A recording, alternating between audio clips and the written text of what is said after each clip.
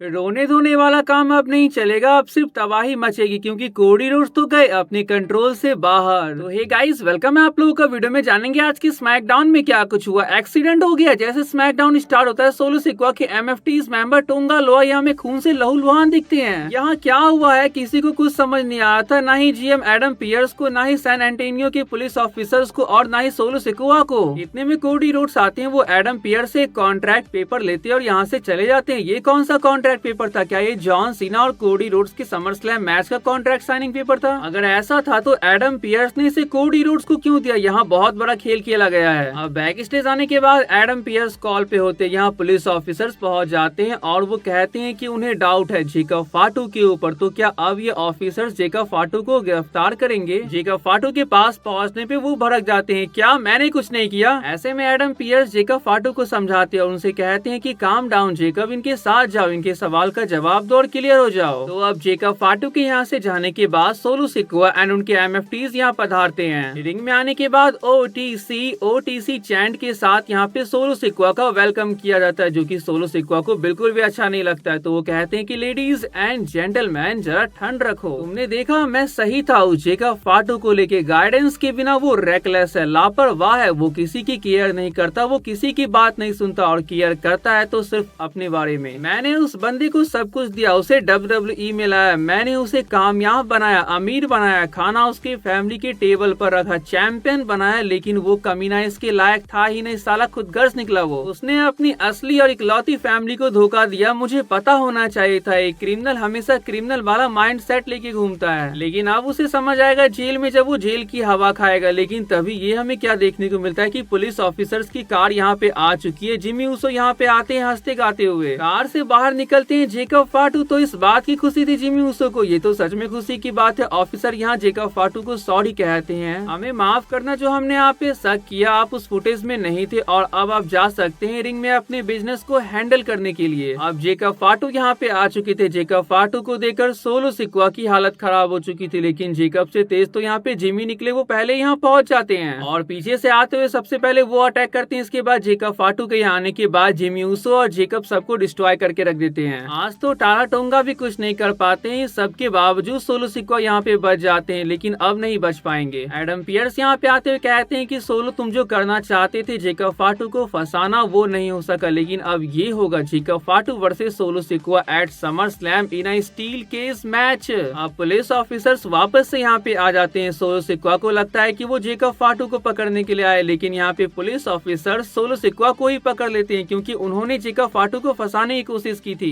गोट टोंगा लोआ की कुर्बानी देकर, लेकिन ये कुर्बानी तो वेस्ट हो गई और यहाँ सोलो सिक्वा ही फंस गए। बैक स्टेज जाते हुए सोलो सिक्वा कोडी रोड से हेल्प मांगने की कोशिश करते हैं, लेकिन कोडी यहाँ पे कुछ नहीं कहते, वो चलते बनते हैं। सोलो सॉरी क्या कह के थक जाते हैं, लेकिन ऑफिसर्स उनकी एक न सुनते हैं। अब सुनने और सुनाने का काम लॉकअप में होगा। लेकिन सोलो सिक्वा के यहाँ से जाने के बाद स्मैकडाउन के मेन इवेंट में जहाँ जॉन सीना और कोडी रोड्स का कॉन्ट्रैक्ट साइन होता है, यहाँ गजब हो गया। सबसे पहले अमेरिकन नाइटमेयर कोडी रोड्स के आने के बाद वो शांति से कॉन्ट्रैक्ट साइन कर देते हैं, फिर माइक उठाते हैं और कहने लगते हैं कि अपने पास्ट के बारे में किस तरह से उन्होंने अपनी स्टोरी फिनिश की और वो अनडिस्प्यूटेड WWE चैंपियन बने। लेकिन फिर आती है पॉलिटिक्स, आते हैं फाइनल बॉस कोडी रोड्स के सोल को खरीदने के लिए। लेकिन कोडी रोड्स कहते हैं कि मैं इस सबसे डरा नहीं, लेकिन मैं थोड़ा सा चूक गया रेसलमेनिया 41 में, जिस वजह से मैं जॉन सीना से हार गया, पर ये गलती मैं समर स्लैम में नहीं करूंगा। इसके बाद एडम पियर्स के जॉन सीना को इंट्रोड्यूस करने के बाद उनका म्यूजिक हिट होता है। रिंग में आने के बाद सीना कहते हैं ये म्यूजिक कार्ड, बैठ जा कोडी, मेरे पास कुछ बुरी खबर है। I am not going to be at summer Slam, मैं समर स्लैम में नहीं होने वाला हूँ। ये क्या कह दिया, क्यों, आगे तो सुनो। वो कहते हैं कि आप लोग जानते हो कि मैं एक और बड़ी मूवी शूट कर रहा हूँ नेटफ्लिक्स के लिए, मैं थका हुआ हूँ अपने अभी तक के फेयरवेल टूर से, मैं फिजिकली कम्पीट नहीं कर सकता समर स्लैम में, लेकिन फिक्र मत करो, मैं एक अच्छा आदमी हूँ और इसलिए मैं तुम्हें रीमैच दूंगा। We will do it in Paris, हम पेरिस में करेंगे। मतलब वो समर स्लैम में कम्पीट ना करके पेरिस में होने वाले क्लैश इन पेरिस में कोडी रोड्स को रीमैच देंगे। तो सॉरी, मैं ये कॉन्ट्रैक्ट साइन नहीं कर सकता, अपसेट मत हो, मैं कुछ नहीं कर सकता इस बारे में। अगर कॉन्ट्रैक्ट पर मेरे साइन हो गए तो मुझे किसी भी कीमत पे समर स्लैम में होना होगा। अबे भाई तूने ये लाइन क्यों कह दिया, अब सीना आपको समर स्लैम में लड़ना ही होगा, देखो आगे क्या होता है। कोडी रोड्स के फेस को देखकर लग रहा था कि वो अपने मन में कह रहे हैं कि ए मुझे नहीं सुनना, ये सब तू साइन करेगा आज। अब यहाँ से जाते हुए सीना कहते हैं, so thank you so much to everyone, I appreciate you मुझे समझने के लिए। कोडी तुझे रीमैच मिलेगा बच्चे, रोना मत। So good night San Antonio. Cena ने जो कहा उससे आपको लगता है कि कोडी की नाइट गुड होने वाले थे, तो यहाँ पे नाइटमेयर जाग जाते हैं और यहाँ पे वो धोना शुरू कर देते हैं जॉन सीना को। सीना फाइट बैक करने की कोशिश करते हैं, टाइटल से वो हिट करने के लिए जाते हैं, लेकिन कोडी रोड्स यहाँ पे बच जाते हैं और वो ही सीना को टाइटल से हिट कर देते हैं। और इसके बाद सूट बूट में सजे कोडी रोड्स की ओर से हमें एक स्प्लैश देखने को मिलता है जॉन सीना के ऊपर। टेबल के साथ साथ जॉन सीना को भी चकनाचूर करने के बाद अब कोडी रोड्स पेन उनके हैंड में डालते हैं और यहाँ पे कॉन्ट्रैक्ट साइन करवा देते हैं। लेकिन क्या ये अप्रूव हुआ, क्योंकि जॉन सीना लेफ्टी और कोडी रोड्स ने साइन यहाँ पे राइट हैंड से करवाया है। मायने ये नहीं करता है कि जॉन सीना के किस हाथ से साइन हुआ है, बस साइन यहाँ पे देखना चाहिए। इस सब के बाद कोडी रोड्स यहाँ पे चिल्लाकर कहते हैं कि ये हमारा समर स्लैम का मैच एक स्ट्रीट फाइट मैच होने वाला है। क्या इसलिए एडम पियर्स से कोडी रोड्स ने कॉन्ट्रैक्ट पेपर पहले ले लिया था? क्या इस बारे में जॉन सीना को पता था? वो थक चुके हैं इसलिए वो मैच के लिए मना कर रहे थे, एक सिंपल मैच के लिए। अगर ये स्टिपुलेशन के बारे में पता था तो जॉन सीना कॉन्ट्रैक्ट साइन करने के लिए भी नहीं आते। यहाँ तो जॉन सीना के साथ धोखा हुआ है, पर अभी तो बहुत कुछ होना बाकी है। कोडी रोड्स आज अलग दिख रहे थे, कुछ ज्यादा ही अलग। वो जो आज वॉच पहन के आए थे वो रॉक की दी हुई वॉच थी। उस टाइम पे कोडी ने इसे लेने से मना कर दिया था, पर अभी वो इसे हाथ में पहन के आ रहे हैं। क्या जो प्रेडिक्ट किया जा रहा है वो होने वाला है? क्या हमें समर स्लैम में डबल टर्न देखने को मिलेगा? जॉन सीना वापस से बेबी फेस बन जाएंगे और कोडी रोड्स फाइनली यहाँ पे अपने सोल को सेल कर देंगे, रॉक को वो हील टर्न कर लेंगे अपना। अगर सौदा होने वाला है फिर सौदागर भी हमें यहाँ जरूर देखने को मिले, क्योंकि रॉक को कब से इसका वेट है, वो कब से हील कोडी को अपने साथ लाना चाहते हैं। इवन जॉन सीना के सोल को सेल करने के बाद भी रॉक को उतना मजा नहीं आया, क्योंकि वो हमेशा से कोडी रोड्स के सोल को चाहते हैं। रेसलमेनिया तो इस साल का कचरा था, इसलिए इस बार का समर स्लैम रेसलमेनिया को सरपास कर सकता है। बताया जा रहा है इस बार फर्स्ट टाइम समर स्लैम का जो ये 2 नाइट इवेंट है वो बहुत स्पेशल होने वाला है, बहुत बड़ा होने वाला है, जहाँ से हमें अभी तक का 2025 का सबसे बड़ा मोमेंट मिलने वाला है। Charlotte Flair versus Raquel Rodriguez का मैच हमें देखने को मिलता है। वैसे ही इस मैच से पहले यह ऑफिशियल हो जाता है कि रकेल और रॉक्सन अपनी वुमेन्स टैग टाइटल को डिफेंड करेगी समर स्लैम में against Charlotte and Alexa. Match में रॉक्सन डिस्ट्रैक्शन करने की कोशिश करती है, तो यहाँ मिला कि अलेक्सा उन्हें रोकेगी, लेकिन वो क्या करती है कि वो भी रकील को डिस्ट्रैक्ट करती है, जिस वजह से शार्लेट इस मैच को जीत जाती है। और दिन पे दिन इनकी फ्रेंडशिप गहरी होती जा रही। तो यार ये टैग हटाओ, वी आर नॉट फ्रेंड्स का लगता है कि अब ये समर स्लैम के बाद ही हटेगा, जब शार्लेट और Alexa new women's tag team champion बन जाएगी। एलिस्टर ब्लैक के लास्ट वीक के अटैक से ऑब्वियसली डेमियन प्रीस्ट यहाँ पे गुस्से में होंगे, तो यहाँ पे वो एलिस्टर ब्लैक को बैक स्टेज खोज रहे होते हैं, कार्मेलो से ये पूछते हुए कि क्या तूने एलिस्टर ब्लैक को देखा है? मेलो कहते हैं नहीं, फिर वो कहते हैं कि अगर देखा भी होता तो तुझे क्यों बताता? वे डेमियन प्रीस्ट कहते हैं कि तू हमेशा गलत टाइम पे मुंह खोलता है, उस ब्लैक से पहले तेरे मुंह को ब्लॉक करना जरूरी है, तो ऊपर वाले से दुआ करके तू आज सही सलामत बच जाए। तो अब कार्मेलो हेस वर्सेस डेमियन प्रीस्ट का मैच हमें देखने को मिलता है। और गाइस क्या ये मैच था? क्या ये फाइट कर रहे थे एक दूसरे से? वैसे कार्मेलो के हर मैच अच्छे ही होते हैं, लेकिन इसका रिजल्ट अच्छा नहीं हुआ। एलिस्टर ब्लैक बीच मैच में अटैक कर देते हैं डेमियन प्रीस्ट के ऊपर। इसके बाद कार्मेलो यहाँ से निकलना ही सही समझते हैं और फिर एलिस्टर ब्लैक की ओर से हमें ब्लैक मास देखने को मिलता है डेमियन प्रीस्ट के ऊपर। स्टेफनी वकैर वर्सेस एल्वा फायर का मैच हमें देखने को मिलता है। ऑब्वियस रिजल्ट था यार कि स्टेफनी वकैर इस मैच को जीत जाती है। मैच के बाद पाइपर निविन का अटैक देखने को मिलता है स्टेफनी वकैर के ऊपर, लेकिन ये अटैक उन पर ही भारी पड़ जाता है, जिस वजह से उन्हें भागना पड़ता है। WWE टैग टीम चैंपियनशिप के नंबर 1 कंटेंडर फैटल 4 मैच हमें देखने को मिलता है। तो इस मैच को अभी की उभरती टैग टीम जोड़ी अंड्राडे और रे फिनिक्स जीत जाते हैं और अब वो चैलेंज करेंगे व्हाइट सिक्स को for the WWE tag team championship next week. तो आज के इस वीडियो को यहीं एंड करते हैं। वीडियो आप लोगों को अच्छी लगी तो चैनल को जो सब्सक्राइब कर लीजिएगा। मिलते हैं नेक्स्ट वीडियो में, तब तक के लिए bye and take care guys.